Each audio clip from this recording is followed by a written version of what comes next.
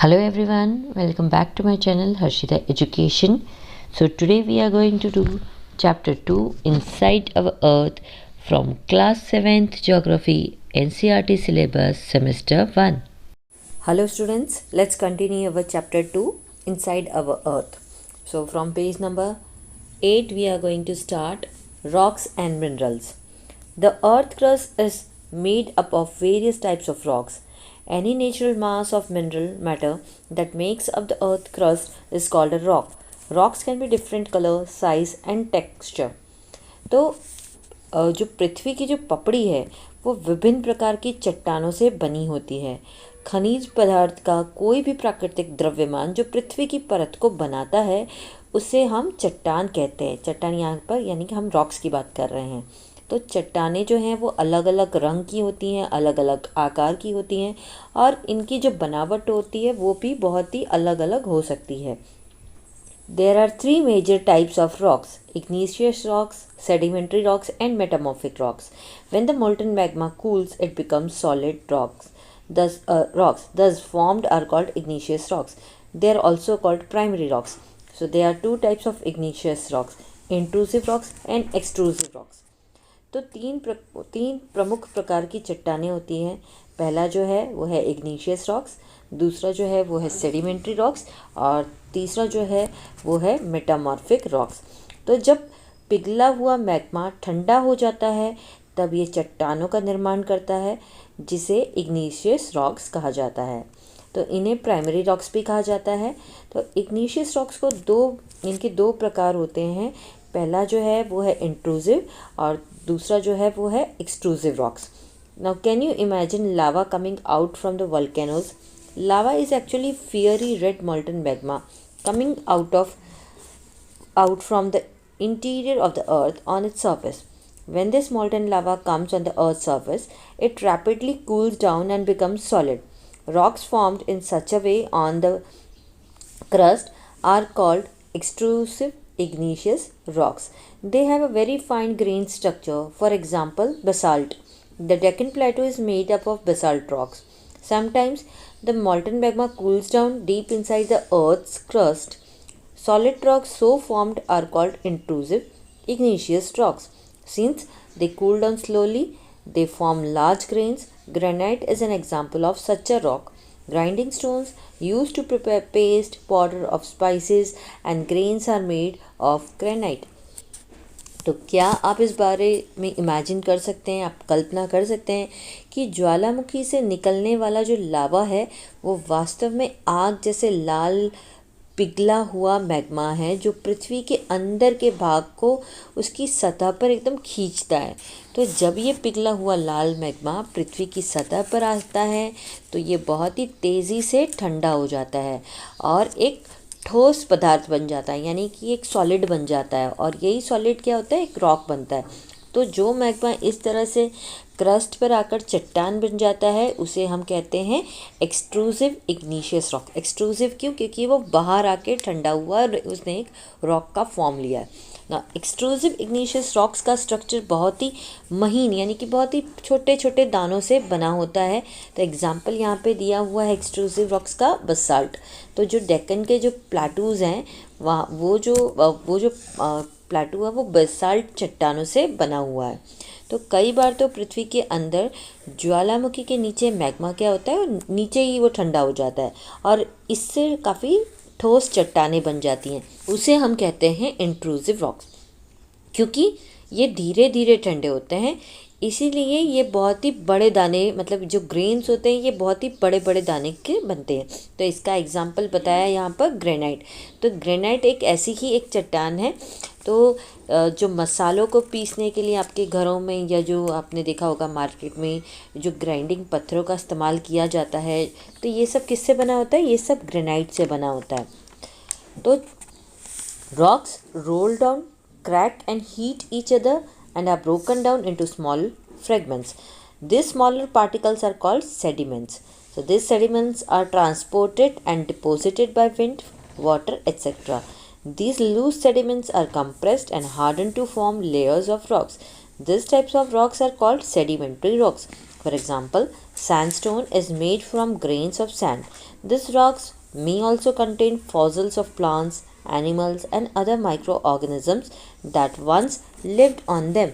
So, igneous and sedimentary rocks can change into metamorphic rocks under great heat and pressure that you can see in figure 2.3. For example, clay changes into slate and limestone into marble.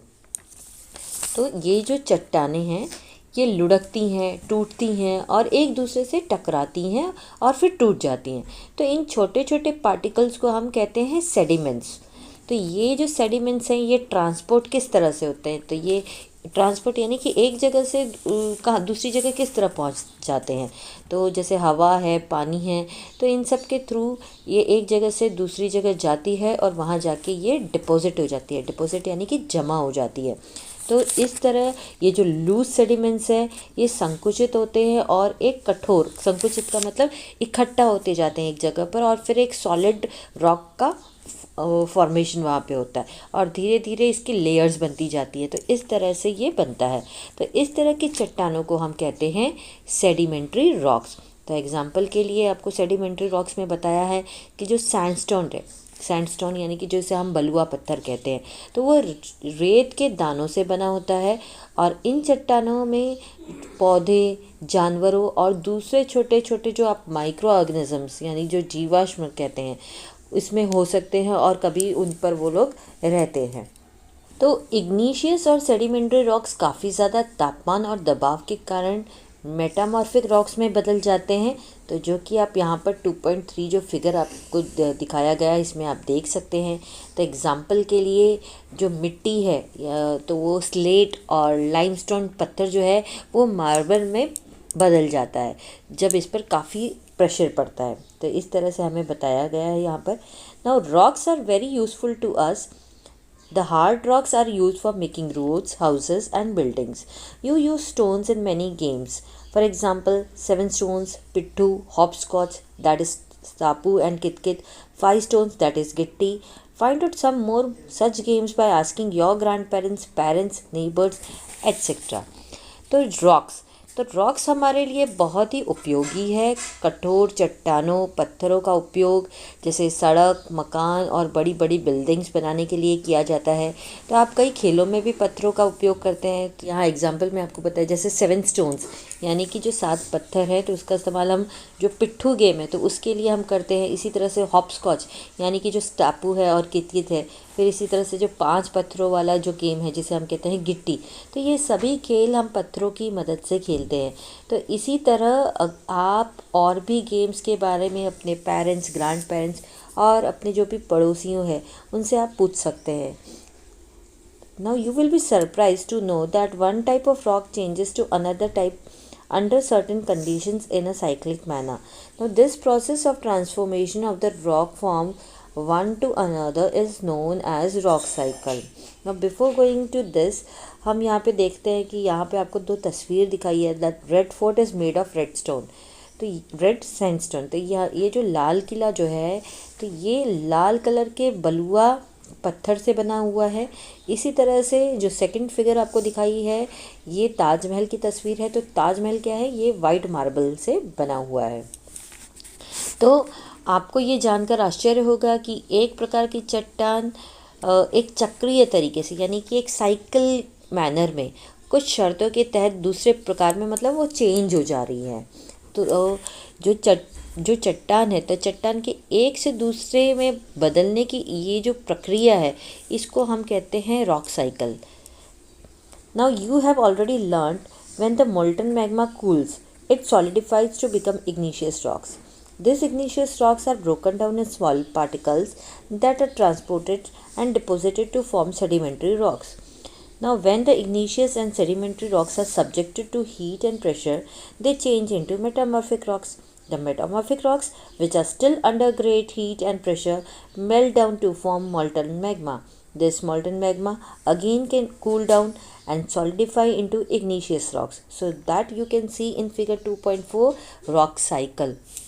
तो आप पहले से ही जान चुके हैं कि पिघला हुआ मैग्मा कब ठंडा होता है, ये इग्निशियस रॉक बनने के लिए कब जम जाता है। तो ये इग्निशियस रॉक्स छोटे छोटे पार्टिकल्स में टूट जाते हैं और फिर वहाँ से ये छोटे छोटे पार्टिकल्स सेडिमेंट्री रॉक्स के रूप में जमा होते जाते हैं। तो जब ये इग्निशियस और सेडिमेंट्री रॉक्स गर्मी और प्रेशर यानी कि जो दबाव है उससे गुज़रता है, तो तब ये मेटामॉर्फिक रॉक्स में बदल जाता है। तो मेटामॉर्फिक रॉक्स जो कि अभी भी बहुत गर्मी और दबाव में होता है, वो पिघल कर मैग्मा बन जाता है और फिर ये पिघला हुआ मैग्मा फिर से ठंडा होता है और वापस से इग्निशियस रॉक के फॉर्म में सॉलिड होकर ये बन जाता है, जैसा कि आप फिगर 2.4 में देख सकते हैं। तो यहाँ पे देखिए 2.4 जो फिगर आपको दिखाई है ये रॉक साइकिल दिखाई है।